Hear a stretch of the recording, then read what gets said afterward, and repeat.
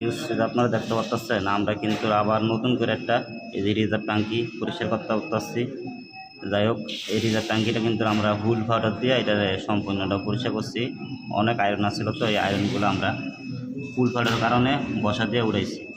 তো এখন কিন্তু পানি ছাড়লে জায়গা পানি খাইতে পারবো না, এটা একটা হুল পাউডারের বন্ধ করব। তার জন্য আমরা এটার ভিতরে কিছু লেবুর পানি দিয়ে দিব। আপনারা একটু দেখুন ভিডিওটা।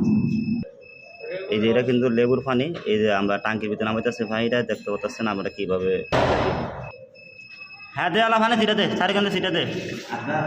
হ্যাঁ ছিটা দে, আধ লাগবো এমবে ছিটা দেস না, এমে বাড়ি মার বলার দিকে। হ্যাঁ এই যে চারিখানে দে। যাক বেশি যে আমার লেবুর পানিটা দেওয়া শেষ। এখন কিন্তু আমরা এই লোকগুলো উঠলে টাঙ্কি ঢাকনাটা 10 মিনিটের গিয়ে বন্ধ রাখবো। 10 মিনিট বন্ধ রাখলে এই যে হুল ফাটার যে গন্ধটা, এই গন্ধটা কেটে যাবো।